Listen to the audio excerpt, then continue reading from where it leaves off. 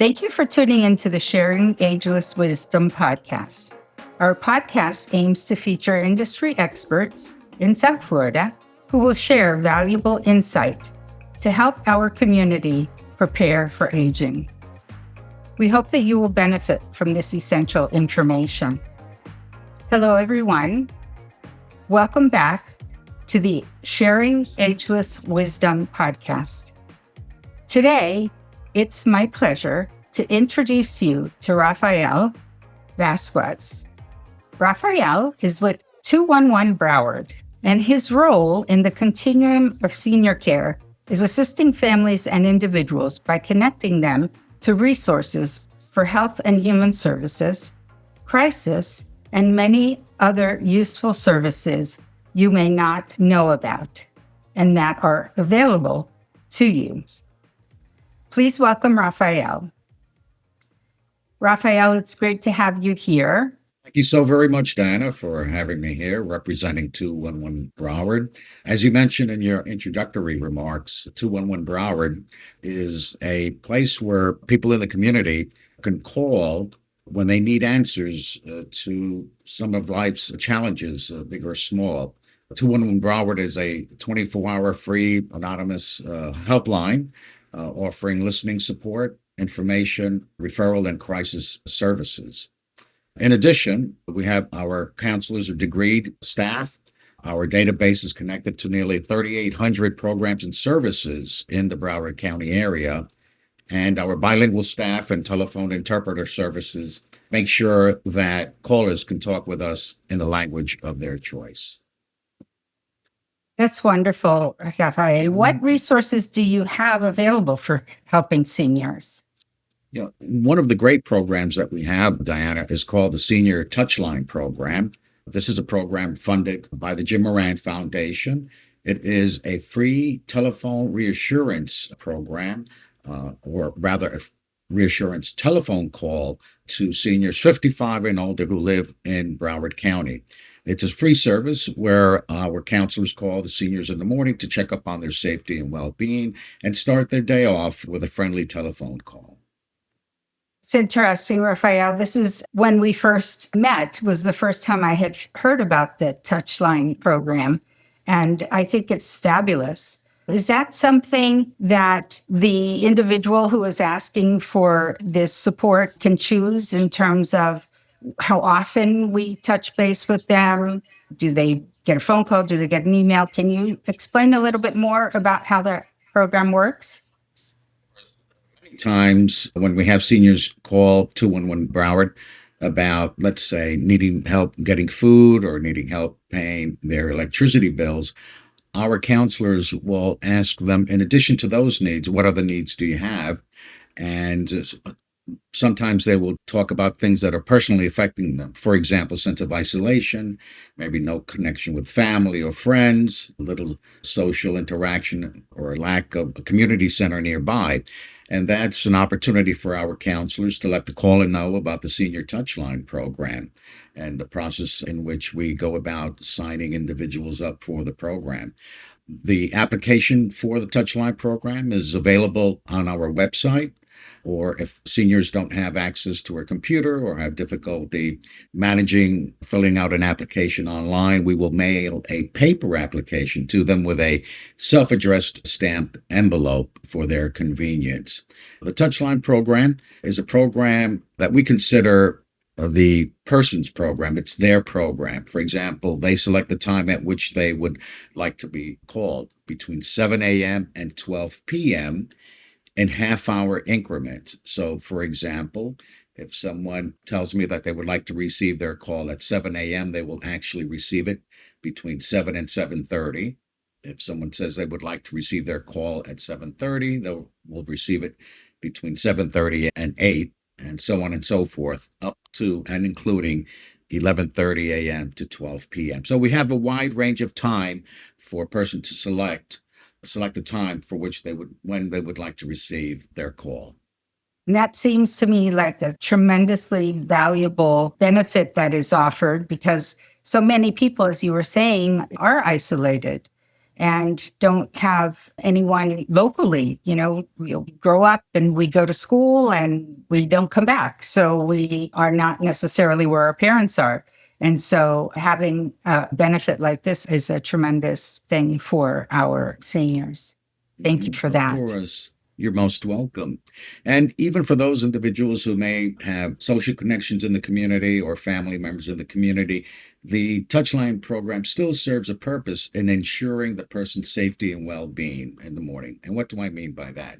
So let's say we call an individual and they say that they're not feeling well, they're having heart palpitations. We will actually call the paramedics for them with their permission to get them the help that they need. Even though the Touchline program, its main purpose is not as a medical emergency service, it just supplements whatever other safety elements they may have in the home, or where, for example, a medical alert device or any other device in the home that serves the primary purpose of being a medical alert service. We just supplement that program. That's great. It's nice to know that you're going to have someone checking in on you every morning, right? Absolutely. There's nothing like a friendly call in the morning, that personal human interaction that I think we need more and more nowadays with all of the technology, even though the technology plays an invaluable part, just as you and I are doing this podcast. But also, we also need that human interaction. Mm-hmm. There's nothing better than another person to be your friend, right? Absolutely, exactly. And, it's not uncommon for the elderly to fall in the night because they get up and may trip and fall. And, even if they have a medical alert, they may not be alert enough to push the button to get the help. So if someone is on your call list for a particular time and they don't answer, how is that handled? That's a very good question, Diana. That gets into the emergency protocol that we have built into the program. So, for example, we make the initial call. Let's say the person doesn't answer. We will leave them a voice message asking them if they are able to call us back to let us know that they are okay. We will try calling over the course of about 2 hours, 2.5 hours, because sometimes we don't want people to rush to get to the phone, or we don't want people to fall when they're getting the call.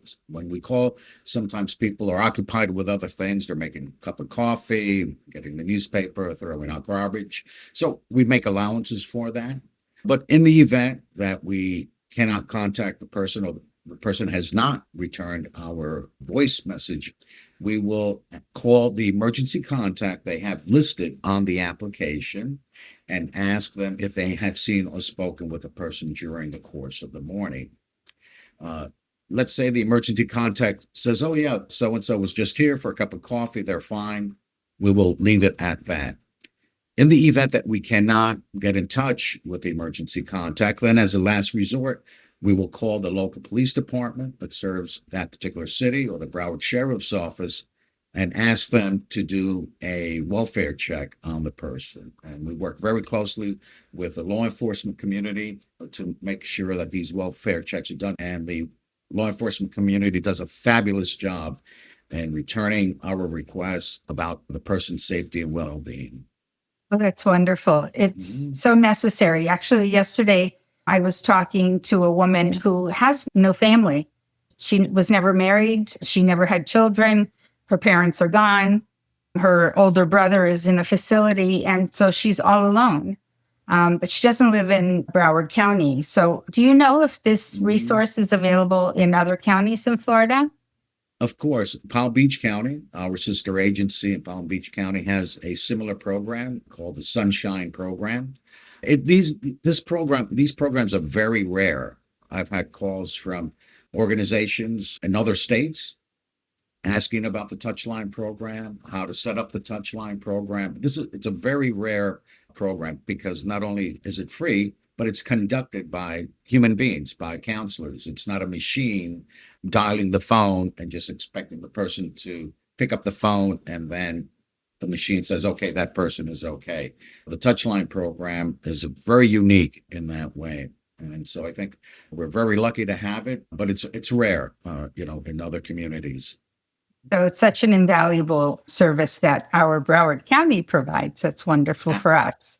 And Absolutely. so I will suggest perhaps in other counties for people to call what part of the government should Probably they? United Way.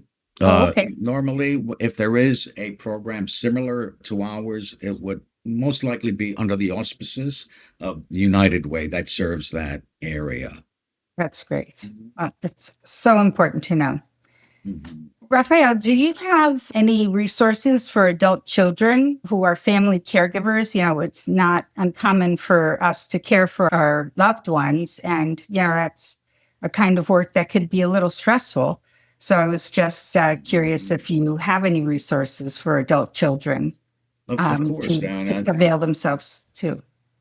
Absolutely. Well, certainly, first of all, the Touchline program, if they enroll their parents in the Touchline program, that may ease their concern a little bit about them having to call their parents every day or their loved one every day. We can certainly supplement that for them.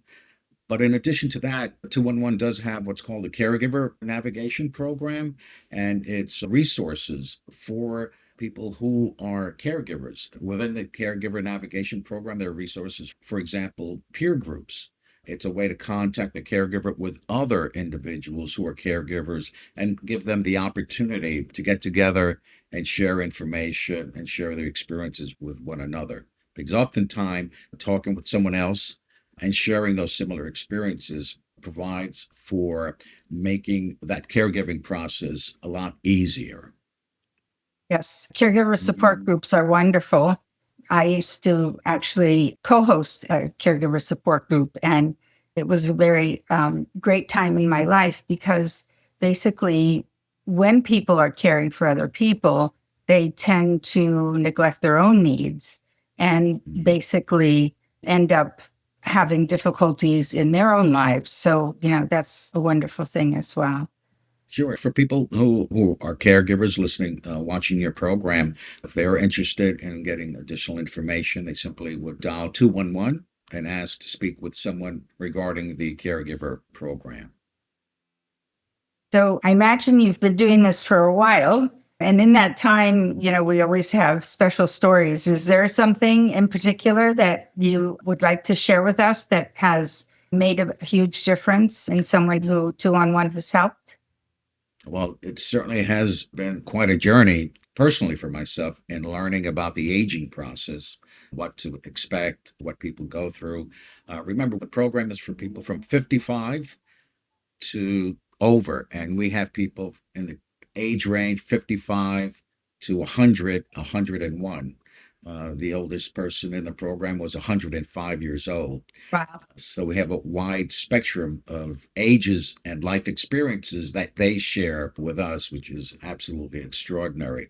But certainly, in terms of the Touchline program and experiences, with respect to the emergency protocol, there have been times when I've called, and the other counselors have called, where the person was on the floor, for example, couldn't get up, but they've been on the floor for a couple of hours. And in those instances, we've called the paramedics right away to get them the help that they need.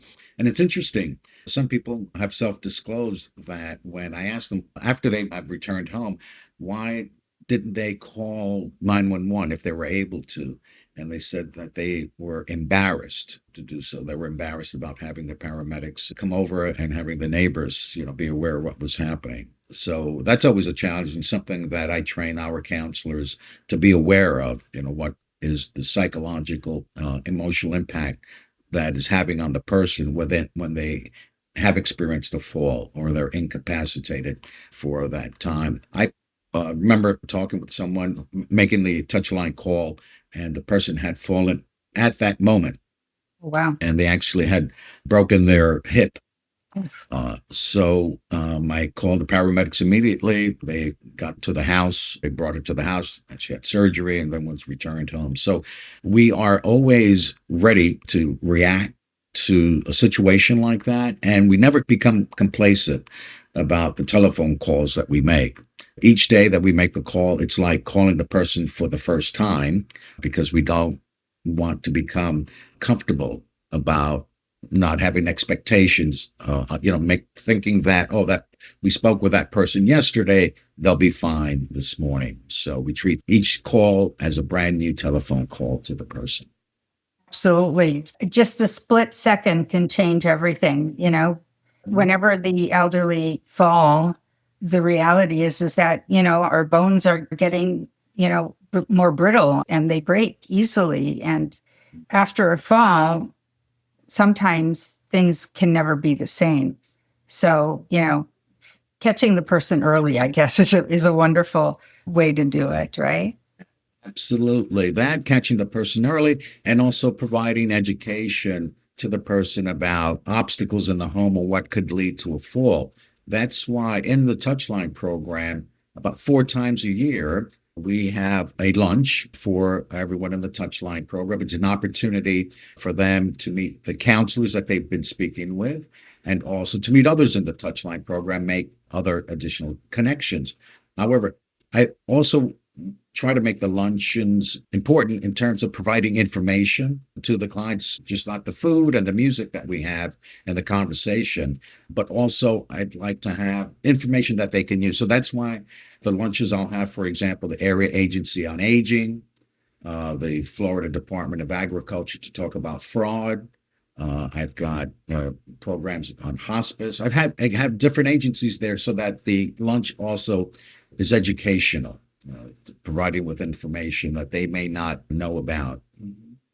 Yes, it's so important to educate people. And, that's the whole reason behind this podcast, because I want to share as much information as I can with people so that they know that things are available. So, absolutely. Mm-hmm. I'm sorry. What advice do you have for anyone listening to this podcast? What wisdom would you like to share with them aside from the services? Well, one of the things I discovered with the aging process and working with the clients that I have been working with for the last about 10 years is having a positive outlook on life makes a big difference in the quality of one's life. Now, it's easy to say have a positive outlook if someone is going through some very difficult challenges in their life. But what I have discovered is that positive outlook makes it easier for people to recover from a fall, for example, or the loss of a loved one. And it takes a lot to have that positive outlook after going through, tragedy or challenge. But it plays an important role in the recovery process. And it's like a form of medicine, basically. And that's what I've seen in terms of the aging process. Those who have a positive attitude, the quality of life is much better overall. Even though everyone, is as we go through the aging process, there are those ailments that we get, right, as part of the aging process. But I notice that those who have a positive outlook on life get through that more comfortably, whether it's surgery or they've self-disclosed that they have to take another medication, but they just get through it in a much more comfortable way. It all makes a huge difference when you have a positive outlook. I mean, if you're not happy in your circumstances, but tolerate it because you're naturally positive, then your life can be a lot easier than not, right? So if you are not happy and are down on your circumstances and don't have, anything positive to see about your life, it just is very sad. So as I absolutely agree that energy that you bring and your positivity in life makes a big difference in your recuperation whenever you have anything going on. Yes, indeed. And all the more reason for people to be willing to share themselves with others and make that human connection, the power of human connection to share, because just by sharing what one is going through, it's a form of medicine, and to connect with another person, especially if the other person has experienced the same thing. Sure, it's absolutely. There's nothing better than sharing life with a friend, right? Absolutely. And that's why we encourage people to attend our lunches. And it's amazing when someone who just enrolls in the Touchline program and you can see the noticeable change within about 2-week period, they are like a completely different person. First of all, we're calling them. They're happy that someone is calling and checking on them. But then they're making friends in addition to getting that call. And it's just a life-changing experience for people who think that there's nothing else in their life that will, make them change or, brighten their life a little bit. But I've discovered that the Touchline program has certainly done that for hundreds and hundreds of individuals. And it must make you feel good, right? When you know that Oh, you're making a difference in someone's life. absolutely. Of course. Absolutely. So is there anything else that Mhm. you would like to share about Broward 211 with our viewers? Certainly. I just would like to let the community or the viewers know that the services are available are for the entire community. So, for example, if they know someone who's, let's say, is a mother, she's got some young children and she's concerned about the child's emotional or academic development, she can call 211 and the counselors will make arrangements for the children to be tested and then get them the help that they need as well. Again, people needing food or someone going through crisis. And we are also the main suicide hotline for Broward County. And this is a very sensitive topic, I know, for people, especially maybe for some of your viewers who may have experienced this in their own life, that we support those who are not only, survivors of people in their lives who have taken their life, and we support them, we support everyone. And if anyone knows of other people who have expressed thoughts of suicide, they can call 211 on behalf of the person, and then we will certainly get them the help that they need. So we cover a broad spectrum of human and social services for the community, and we played a vital role during the COVID epidemic when people were isolated, of course, in their homes. And that's where the Touchline program became even more valuable when we were able to certainly check on the person's safety and well-being and then make arrangements for have food delivered to them. So that was just one of the elements that came into play with the Touchline program with respect to the COVID epidemic. Occurred to me that there are probably some people listening that may be interested in perhaps being a counselor in the Touchline program. How would they go about doing that? Well, certainly we have the job descriptions posted on our website, www.211-broward.org, or they can simply go on Indeed and see what positions are available. Normally, it's a bachelor's degree as a minimum requirement. We go through level 2 FBI background checks to ensure that our counselors have the necessary background to provide the service that they're trained to do, because we do work with the vulnerable population, and we want to make sure that the community has trust in the counselors that they're providing personal information to. So people can just go onto the website and see what positions are available, then submit their resume for the What position. is the best way for someone to get in contact with you for the other services? Is it through the website? Is it a phone call? Yeah, Tell me. certainly for all the other services, they would simply call 211.